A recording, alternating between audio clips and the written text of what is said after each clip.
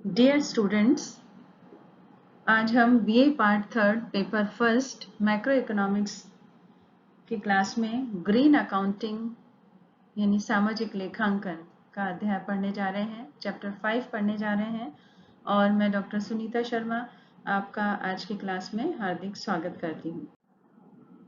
वर्तमान में सकल घरेलू उत्पाद या सकल राष्ट्रीय उत्पाद के स्थान पर शुद्ध आर्थिक कल्याण की अवधारणा पर बहुत ज़्यादा जोर दिया जाने लगा है। इसे ज्ञात करने के लिए जीएनपी में कुछ मदें जोड़ी जाती हैं, जैसे अवकाश, घर के लिए की गई सेवाएं तथा सार्वजनिक अस्पतालों व पार्कों आदि से प्राप्त सेवाएं आदि। और कुछ मदें घटाई जाती हैं, जैसे सुरक्षा व्यय, शहरों की भीड़भाड़ तथा विभिन्न प्रकार के पर्यावरण प्रदूषणों से होने वाली असुविधाएं आदि। हालांकि जोड़ी जाने वाली और घटाई जाने वाली मदों को मापना आसान नहीं होता, फिर भी शुद्ध आर्थिक कल्याण की अवधारणा ज्यादा सार्थक और ज्यादा उपयोगी मानी जाती है। आज के समय में विकसित और विकासशील देशों में पर्यावरण प्रदूषण अनेक रूपों में पाया जाता है। ग्रीन हाउस इफेक्ट, ओजोन परत का क्षय, ये अंतर्राष्ट्रीय स्तर के प्रदूषण कहलाते हैं, जबकि जल प्रदूषण, वायु प्रदूषण, ध्वनि प्रदूषण, मिट्टी का कटाव, इनका क्षारीयकरण, वृक्ष उन्मूलन, जैव विविधता का निरंतर ह्रास, ये राष्ट्रीय पर्यावरण के विनाश की श्रेणी में आते हैं। पर्यावरण प्रदूषण मानवीय स्वास्थ्य को हानि पहुंचाने के साथ साथ अर्थव्यवस्था में उत्पादकता भी घटाते हैं, इसलिए इनका आर्थिक विकास पर गहरा प्रभाव पड़ता है और इसीलिए विकास और पर्यावरण दोनों पर एक साथ विचार करना जरूरी होता है। उदाहरण के लिए जैसे जीडीपी में विद्युत उत्पादन का मूल्य हम जोड़ते हैं, लेकिन साथ साथ ही विद्युत उत्पादन के दौरान उत्पन्न प्रदूषण से पर्यावरण को होने वाले नुकसान को भी घटाया जाना चाहिए। इसलिए राष्ट्रीय आय के लेखे तैयार करते समय इस प्रकार के प्रदूषण की बाहरी लागत पर अवश्य ध्यान देना चाहिए।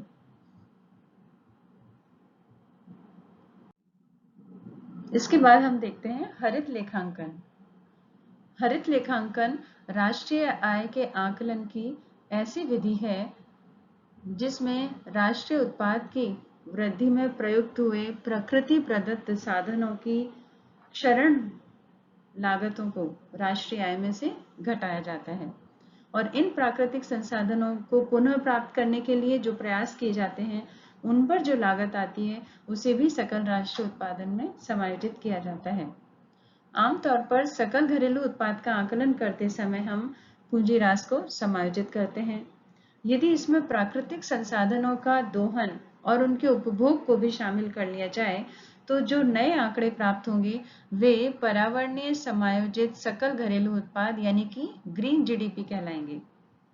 हरित लेखांकन की महत्वपूर्ण बात यह है कि इनमें आंकड़ों की तुलना राष्ट्रीय आय के साथ करने पर यह पता लगाया जा सकता है कि किसी देश का विकास पर्यावरणीय क्षति की कीमत पर किया जा रहा है अथवा नहीं।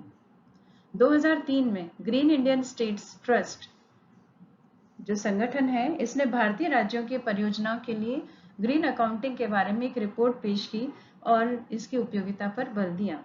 इस रिपोर्ट में यह माना गया कि अधिकांश भारतीय राज्य पर्यावरण की कीमत पर आर्थिक वृद्धि और प्रगति के प्रयासों में लगे हुए हैं। विभिन्न खनन, निर्माण, विनिर्माण की गतिविधियों से जैव विविधता को काफी नुकसान पहुंचा है और इसलिए हमें हरित लेखांकन पद्धति का उपयोग करना अत्यंत महत्वपूर्ण हो जाता है, उपयोगी सिद्ध होता है। हरित लेखांकन क्या है? ग्रीन अकाउंटिंग सिस्टम एक प्रकार का लेखा जोखा है जो परिचालन के वित्तीय परिणामों में पर्यावरणीय लागतों को हल करने का प्रयास करता है।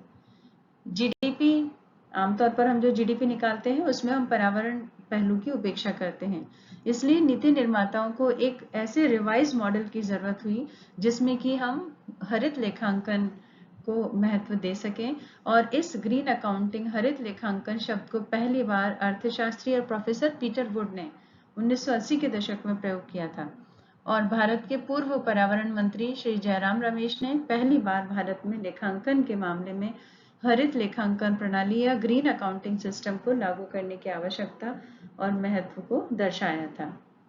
ग्रीन अकाउंटिंग सिस्टम के उद्देश्य क्या हैं? इसका उद्देश्य है जीडीपी के उस हिस्से का पता करना जो आर्थिक विकास के नकारात्मक प्रभावों की क्षतिपूर्ति के लिए आवश्यक लागतों को दर्शाता है। मौद्रिक पर्यावरण खातों के साथ साथ भौतिक संसाधन खातों की कड़ी स्थापित करना, पर्यावरणीय लागत और लाभों का मूल्यांकन करना, मूर्त संसाधनों के रखरखाव के लिए लेखांकन करना और पर्यावरणीय रूप से समायोजित उत्पाद और आय के संकेतक का विस्तृत मापन करना। अब हम देखते हैं कि relationship between development and environment, विकास और पर्यावरण में क्या संबंध है। तो अमेरिकी अर्थशास्त्री साइमन कुजनेट्स ने सबसे पहले पर्यावरण वक्र की अवधारणा दी और इनके अनुसार प्रति व्यक्ति आय के बढ़ने पर शुरू में प्रदूषण बढ़ता है क्योंकि सकल घरेलू उत्पाद में सेकेंडरी सेक्टर का अंश बढ़ता है। औद्योगिकरण और शहरीकरण से प्रदूषण की मात्रा भी बढ़ती है, ये भी स्वाभाविक है। तो देश में परिवहन की गति तेज हो जाती है जिससे प्रदूषण की गहनता भी बढ़ जाती है, यानी पॉल्यूशन इंटेंसिटी भी बढ़ जाती है। तो विकास के साथ साथ सेकेंडरी सेक्टर का कंट्रीब्यूशन बढ़ा, औद्योगिकरण और शहरीकरण बढ़ा, परिवहन की गति भी तेज होती है और इस प्रकार प्रदूषण की गहनता भी बढ़ जाती है। इस प्रकार आर्थिक विकास इको फ्रेंडली नहीं होता, पर्यावरण मैत्रीपूर्ण विकास नहीं होता। लेकिन बाद की अवस्था में जब सकल घरेलू उत्पाद में जीडीपी में तृतीय क्षेत्र का अंश बढ़ता है तब प्रदूषण की मात्रा घटने लगती है और उस समय विकास इको फ्रेंडली होने लगता है।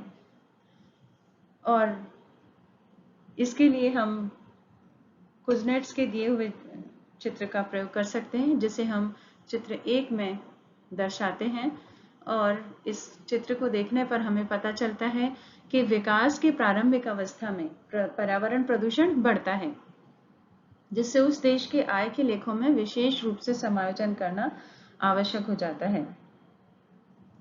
और चित्र के अनुसार प्रारंभ में आर्थिक विकास, जैसे जैसे आर्थिक विकास होता है प्रति व्यक्ति आय बढ़ती है, उद्योगों और खनिजों का उत्पादन बढ़ता है, ट्रैफिक का भार बढ़ता है, इन सब से प्रदूषण बढ़ता है और ये प्रदूषण बी बिंदु तक जारी रहता है। और इस रेखा चित्र में हम देखते हैं कि यहाँ x अक्ष पर हमने प्रति व्यक्ति आय को लिया है, y अक्ष पर प्रदूषणों का संकेंद्रण है और इस तरह हमने देखा कि आर्थिक विकास के आरंभ में जैसे जैसे प्रति व्यक्ति आय बढ़ती है वैसे वैसे प्रदूषण में भी वृद्धि होती है और ये प्रदूषण बी बिंदु तक जारी रहता है। यहाँ पर हम देख रहे हैं कि जैसे जैसे प्रति व्यक्ति आय बढ़ती है प्रदूषण भी बढ़ रहा है, ये पॉजिटिव स्लोप कर्व है और बी पॉइंट तक प्रदूषण की मात्रा बढ़ती है।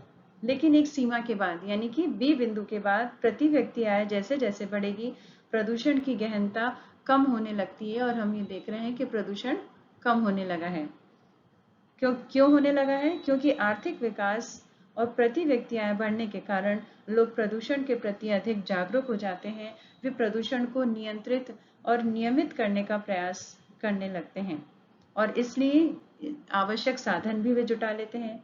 इन कारणों से कुजनेट्स का पर्यावरण वक्र उल्टे यू आकृति वाला हो जाता है।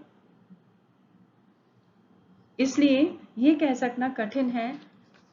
यहाँ पर ये तो हमें दिखाई दे रहा है कि ये उल्टा यू शेप में है कि जैसे जैसे प्रति व्यक्ति आय बढ़ती है विकास के प्रारंभ में वैसे वैसे प्रदूषण भी बढ़ता है, लेकिन एक उच्चतम स्तर पर पहुंचने के बाद फिर जैसे जैसे प्रति व्यक्ति आय बढ़ती है प्रदूषण की गहनता कम होने लगती है और ये बिंदु है बी बिंदु। बी बिंदु के बाद प्रदूषण की गहनता कम होती है। लेकिन यहाँ ये कह सकना कठिन है कि ये बी बिंदु कब आएगा, किस सीमा के बाद प्रदूषण गिरना शुरू होगा। ये अलग अलग देशों की अलग अलग परिस्थितियों, साधनों और तकनीकी के स्तरों पर निर्भर करेगा। हो सकता है कि एक देश शुरू के वर्षों में ही साफ सुथरी टेक्नोलॉजी और तीव्र विकास की नीति को अपनाकर PQ जैसी एक सुरंग में गुजरते हुए प्रदूषण की गहनता को कम करने में सफल हो जाए।